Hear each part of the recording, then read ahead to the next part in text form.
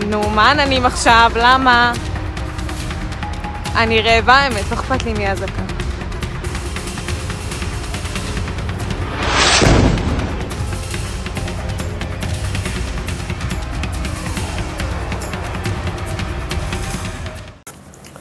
दोस्तों, एक और बड़ा हमला कर दिया गया यमन की तरफ से। आज उसकी एक एक तस्वीर आपको दिखाने जा रहा हूं। रमोन एयरपोर्ट की धज्जियां उड़ा दी गई हैं। इस खबर में आप देखिएगा कि किस तरह से इजराइल के लोग भागते हुए नजर आए। दरअसल यह हमला एक बार फिर से हूती लड़ाकों की तरफ से किया गया है, लेकिन इसमें खास बात क्या है वो जरूर समझिएगा कि क्या इस पूरे हमले के दौरान जो चीज होनी चाहिए वो नहीं हुई, तो क्या वो OIC यानी ऑर्गेनाइजेशन ऑफ इस्लामिक कंट्रीज की बैठक के बाद लिए गए फैसले की वजह से? कौन सा वो देश है अब वो हूती लड़ाकों के हमले से इजराइल को बचा नहीं रहा? ये तमाम चीजें निकल कर आई, क्योंकि 2 दिन पहले जब हमला हुआ था एक देश बीच में आया था और उन्होंने हूती लड़ाकों के तमाम मिसाइल्स को रोकने की कोशिश की थी, इंटरसेप्ट किया गया था, ये तमाम चीजें थी। लेकिन इस बार उसने ऐसा नहीं किया। उसने एक एक मिसाइल और एक एक ड्रोन को इजराइल तक जाने दिया कि इजराइल खुद निपटेगा। खबर यही नहीं, गजा में किस तरीके से हमले किए जा रहे हैं कि जब तक सभी देश मिलकर UN ऐलान करे कि फिलिस्तीन को देश की मान्यता मिले, उससे पहले ज्यादा से ज्यादा गजा को बर्बाद कर दो या फिर उस पर कब्जा कर लो।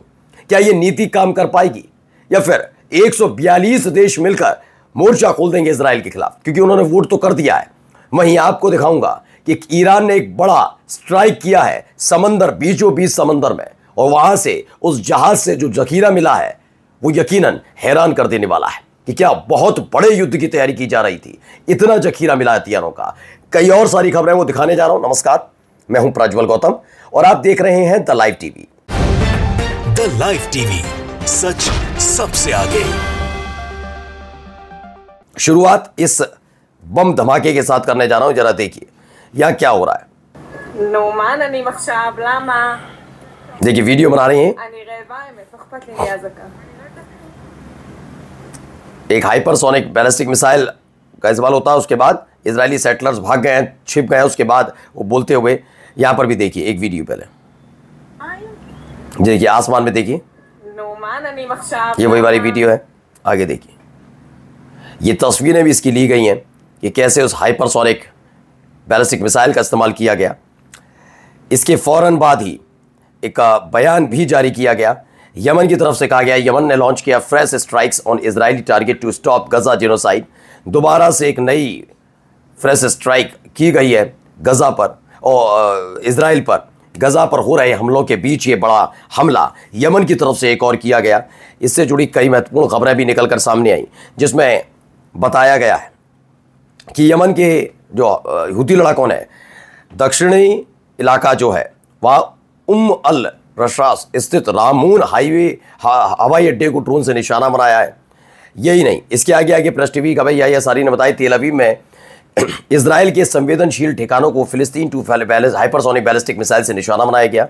यही नहीं, यमन के जो सशस्त्र बल हैं उन्होंने संवेदनशील इजरायली ठिकानों को निशाना बनाकर सफल अभियान चलाया है। तो ये खबरें निकलकर वहां से सामने आई। कैसे हमले हुए ये देखिए, उसकी तस्वीर भी है कहाँ हमले हुए हैं।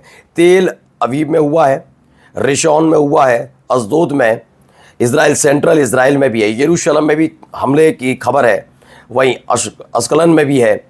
ये वो इलाके हैं, हेब्रोन इलाका है वहाँ पर हुआ है, रामल्ला के पास भी। ये तमाम अलग अलग जगह इस तरीके से हमले यमन की तरफ से किए गए। यमन लगातार इन इलाकों में हमले कर रहा है और ये हमले सारे के सारे गजा को समर्पित बताए जा रहे हैं कि गजा पर हमले के बाद की ये तस्वीरें निकलकर सामने आ रही हैं। एक और है, Houthi launch a ballistic missile targeting Israel. War की खबर है कि हूती लड़ाकों ने एक बड़ी और मारक क्षमता वाली बैलिस्टिक मिसाइल इजराइल पर दागी है, जिसने इजराइल के होश उड़ा दिए। ये खबर भी निकलकर सामने आई है। चलिए अब गजा के अंदर क्या कर रहा है पहले वो दिखा देता हूं आपको मैं। देखिए कि गजा के अंदर की तस्वीर है, पहले देखिए।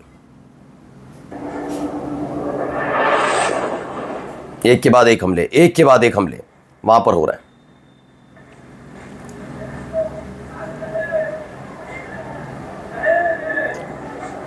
इन्हीं हमलों के एवज में उसे भुगतना भी पड़ रहा है।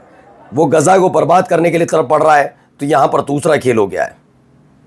ठीक है, अब आइए एक अगली खबर की तरफ बढ़ते हैं और दिखाता हूं आपको हुआ क्या। ईरान से एक खबर निकल कर आई। ईरान ने समंदर के बीचों बीच, ये पर्शियन गल्फ है, वहां पर एक संदिग्ध जहाज उन्होंने दिखा दिया, शिप। जैसे ही उस शिप पर नजर पड़ी, उसको रोका ईरान की पुलिस ने। यह वॉर की खबर है और ब्रेकिंग यह है कि ईरान ने उस शिप को न केवल जब्त किया, बल्कि जब उसकी जांच की गई तो उसमें 719 इलीगल और अनलाइसेंस्ड क्वाडकॉप्टर्स पकड़े गए। ये ईरान की पुलिस का दावा है कि क्वाडकॉप्टर्स पकड़े गए। अभी फिलहाल इसकी जांच पड़ताल चल रही है कि क्वाडकॉप्टर्स आ कहां से रहे थे, जा कहां रहे थे, कौन इसकी सप्लाई कर रहा था, ये तमाम चीजें हो रही थी।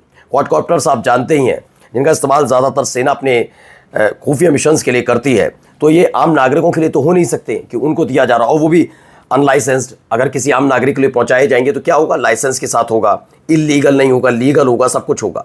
तो ये तमाम चीज़ें, लेकिन ये पहुंचाए जा रहे थे शिप के थ्रू, अनलाइसेंस्ड है क्वाडकॉप्टर्स, और इनके ज़रिए पर्शियन गल्फ में इनको धर लिया गया।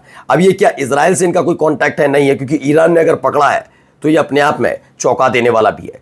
और सवाल ये है कि क्या इसके पीछे कोई मुस्लिम देश तो नहीं है जिसके थ्रू ये इजराइल तक पहुंच रहे थे? क्या खबर है, अभी पूरी अभी निकल कर आना बाकी है। लेकिन एक बड़ी खेप, एक बड़ी ऐसी खेप पकड़ी गई है कि अगर ये किसी भी देश के पास पहुंचे तो उसकी ताकत बहुत बढ़ जाएगी और वो अपने मिशन को कामयाब भी बना सकता है कि जब चाहे इन हेलीकॉप्टर्स का इस्तेमाल करके अपने मिशन को अंजाम दे।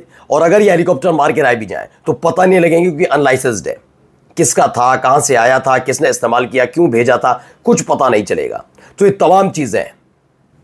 अब आइए एक और खबर है, 16 nations warn Israel against attacking Gaza bound aid flotilla.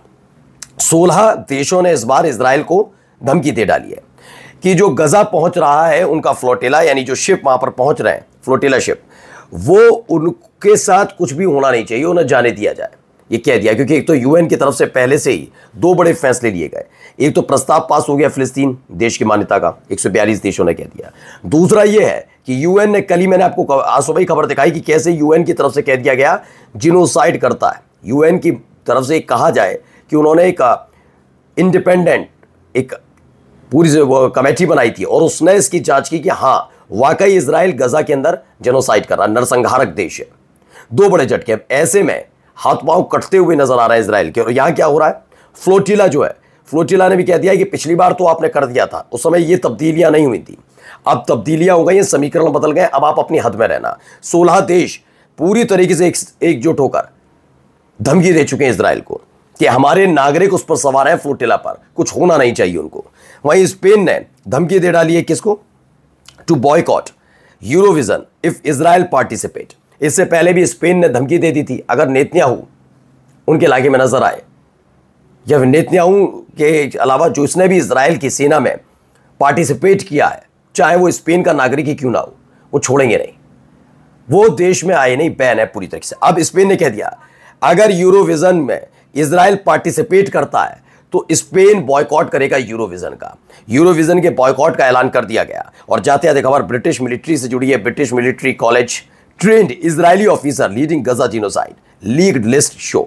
इसमें बताया गया ये ब्रिटिश मिलिट्री कॉलेज का व्यक्ति है और ये वहां जाकर इजराइल के सेना में भर्ती हुआ और गजा के अंदर जो कुछ चल रहा है वो इसी की देख रेख में हो रहा है। अब सोचिए कितने देशों ने मिलकर गजा पर हमला किया, खुद सोचिए। नमस्कार।